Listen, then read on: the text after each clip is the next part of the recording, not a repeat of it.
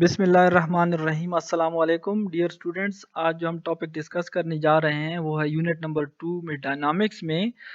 वो टॉपिक है हमारे पास tension and acceleration in a string. तो चलते हैं हम अपने टॉपिक की तरफ। सबसे पहले हमारे पास ये एक फिगर है। इस फिगर में आपको नज़र आ रहा है ये एक पुली है और दो ब्लॉक्स हैं ए और बी और ये स्ट्रिंग है।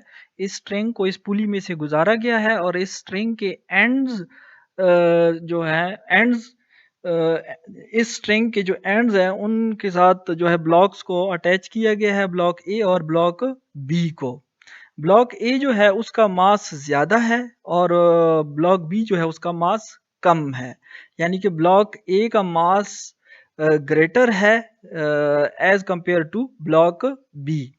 और ये हमारे पास जो ब्लॉक बी है उसका वेट है m2g, क्योंकि वेट का फार्मूला हमारे पास mg होता है। क्योंकि ब्लॉक बी का जो मास है वो m2 है, इस वजह से इसका वेट जो है वो भी m2g होगा।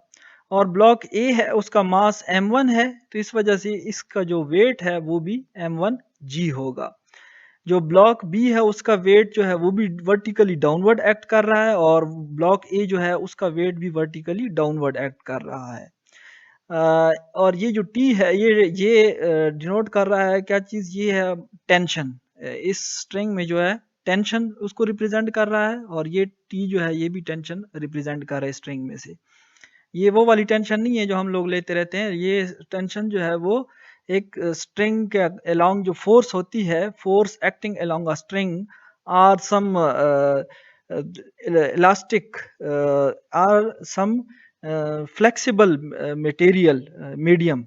किसी एक फ्लेक्सिबल मीडियम के थ्रू के अलोंग जो एक फोर्स एक्ट करती है उसको टेंशन कहा जाता है।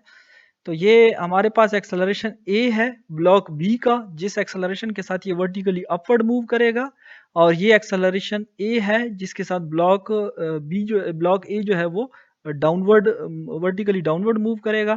क्योंकि ब्लॉक ए जो है उसका मास ज़्यादा है, ये भारी है, और ब्लॉक बी जो है उसका मास कम है।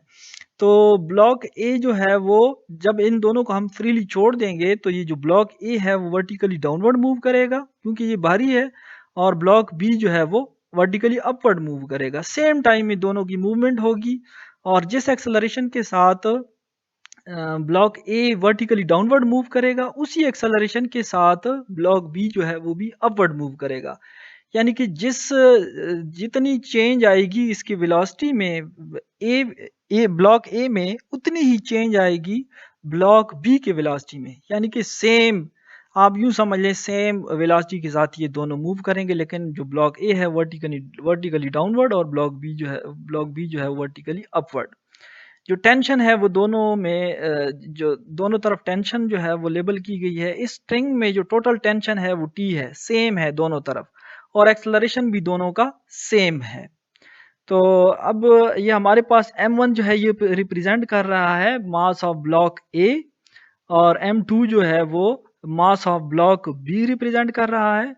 टी जो है वो टेंशन है स्ट्रिंग के अलोंग, और जी जो है वो ग्रेविटेशनल एक्सेलरेशन है जिसकी वैल्यू है 10 मीटर पर सेकंड स्क्वायर, और ए जो है वो एक्सेलरेशन है। क्योंकि ये जो बॉडीज हैं ये फ्रीली फॉलिंग नहीं है, इस वजह से इसका एक्सेलरेशन जो है हम ए से लिखते हैं, ये जी से हम नहीं लिख सकते। तो जो अब हमारे पास फॉर एग्जांपल ये हमारे पास एक फिगर है। इस फिगर में एक ब्लॉक जो है उसका वेट वर्टिकली डाउनवर्ड एक्ट कर रहा है और टेंशन जो है वो वर्टिकली अपवर्ड। तो ये जो वेट है ये और टेंशन ये इक्वल है। उसकी वजह ये है कि ये ब्लॉक रेस्ट की हालत में है, ये ना ऊपर जा रहा है, ना ऊपर की तरफ मूव कर रहा है और ना ही नीचे की तरफ, अपनी जगह पे रुका हुआ है। इस वजह से ये जो दोनों फोर्सेस हैं ये इक्वल होंगी। न्यूटन थर्ड लॉ के मुताबिक ये दोनों ये अगर वेट डाउनवर्ड एक्ट कर रहा है तो जो टेंशन है वो वर्टिकली अपवर्ड वो जो है एक्ट करेगा इस ब्लॉक पे। तो ये बॉडी रेस्ट की हालत में है, तो ये दोनों फोर्सेस जो हैं वो इक्वल होंगी। तो नेट फोर्स जो है वो नेट फोर्स हमारे पास इस ब्लॉक के ऊपर जो लग रही है वो है ज़ीरो, क्योंकि ये वेट और टेंशन की फोर्स जो है दोनों एक दूसरे को कैंसल आउट कर रहे हैं। टेंशन जो है ये फोर्स होती है किसी एक किसी एक मतलब जैसे स्ट्रिंग है या रोप है, इसके अलोंग एक फोर्स एक्ट करती है। और ये जो फोर्स होती है, मिसाल के तौर पर अगर वेट वर्टिकली डाउनवर्ड एक्ट करता है तो इसी स्ट्रिंग में एक तनाव पैदा होता है, एक टाइटनेस पैदा होती है। ये जो तनाव होता है, ये जो स्ट्रेस होती है, इसको हम टेंशन कहते हैं। और ये वेट के बिल्कुल अपोजिट जो है वो है। तो इसमें हमारे पास जो इक्वेशन इसके लिए बनती है, वो ये नेट फोर्स जीरो इस वजह से है क्योंकि ये बॉडी किसी तरफ भी मूव नहीं कर रहा। तो इसका मतलब है कि टेंशन की फोर्स और जो वेट है डब्ल्यू, वो दोनों आपस में बराबर हैं, एक दूसरे को कैंसिल कर रही हैं। डब्ल्यू जो का फार्मूला जो है वो एम जी है। डब्ल्यू हमारे पास वेट रिप्रेजेंट कर रहा है। और डब्ल्यू की वैल्यू अगर हम एम जी पुट करें इक्वेशन वन में, तो ये हमारे पास इक्वेशन बन जाएगी T is equal to M G, यानी कि टेंशन की जो फोर्स है वो बराबर है इस ब्लॉक के वेट के। अभी हम चलते हैं दूसरे फिगर की तरफ। और ये vertical motion of two bodies attach to the ends of a string that passes over a frictionless pulley. इस फिगर को हम एक्सप्लेन कर चुके हैं। बॉडी ए जो है, जो ब्लॉक ए है, इसके लिए इक्वेशन हमारे पास क्या बनेगी? Since the body A moves downwards, hence its weight m1g is greater than the tension T in the string. अगर टेंशन की फोर्स ज्यादा होती तो ये ऊपर की तरफ मूव करता, लेकिन टेंशन की फोर्स कम है, इस वजह से ये टेंशन की फोर्स जो है इस ब्लॉक के वेट से कम है। इस वजह से वेट ज्यादा है तो ये बॉडी नीचे की तरफ मूव करेगा। अगर टेंशन ज्यादा होती तो ये ऊपर की तरफ मूव करता। तो इसका मतलब ये है कि जो हमारे पास नेट फोर्स इस बॉडी ए के ऊपर जो है वो एग्जर्ट होगी, वो क्या होगी हमारे पास? वो है हमारे पास F net W one minus T, यानी कि इसका वेट जो है ज्यादा है, इस वजह से हमने वेट से माइनस किया है टेंशन को। यानी कि ज्यादा जिस तरफ फोर्स लग रही है उसमें से हमने कम फोर्स को माइनस किया है। ये ब्लॉक ए के लिए जो है वो इक्वेशन बनती है हमारे पास। तो जो नेट फोर्स है वो हमारे पास न्यूटन सेकंड लॉ के मुताबिक m1a बनती है। और W1 जो है उसका वेट m1g है। इसकी वैल्यू हमने पुट की है, माइनस का साइन अपनी जगह पे और टेंशन जो है वो अपनी जगह पे, इसकी वैल्यू आ जाएगी। तो ये बन जाएगा हमारे पास m1g।